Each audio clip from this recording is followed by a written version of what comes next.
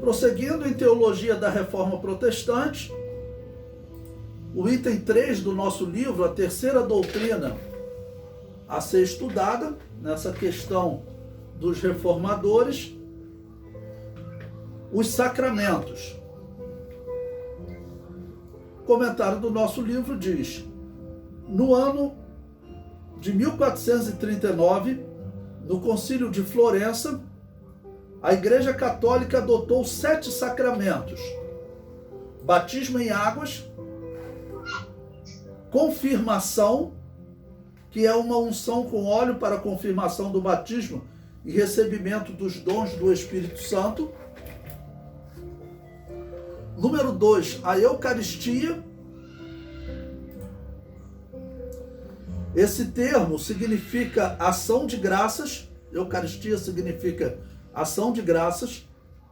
E a tradução do termo grego Eucaristia, que normalmente é traduzido por graça ou oração em gratidão. E aí você encontra ele em diversos textos, até em Mateus 26, 26.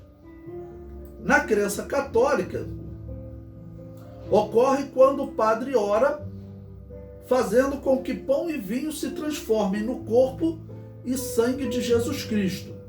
Então, é chamado de Eucaristia para eles. É o terceiro sacramento.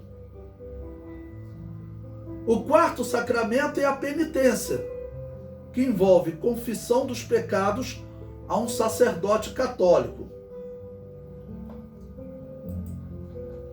O quinto sacramento é chamado de ordens sacras, que é o estabelecimento da hierarquia e autoridade dos sacerdotes. O sexto sacramento é o matrimônio e o sétimo é a extrema unção, preparando o morto para a entrada no céu, né? Bom, como Lutero se posicionou sobre esses sacramentos, e vamos analisar como a igreja cristã se posiciona hoje.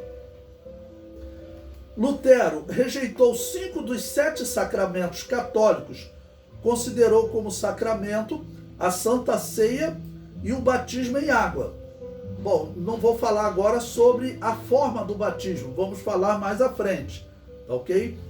Mas nesse ponto, as igrejas evangélicas hoje concordam com Lutero, sempre colocando que nesse estudo nós estamos falando da teologia dos reformadores, sendo que nós defendemos que fora da Igreja Católica, antes dos reformadores, haviam cristãos que os católicos chamavam de anabatistas, que inclusive os cristãos perseguiam, os católicos, perseguiam muito esses anabatistas, ok? Então era o que os anabatistas também acreditavam, e que nós continuamos acreditando até hoje, que a Santa Ceia e o batismo, eles são ordenanças ou sacramentos para a igreja.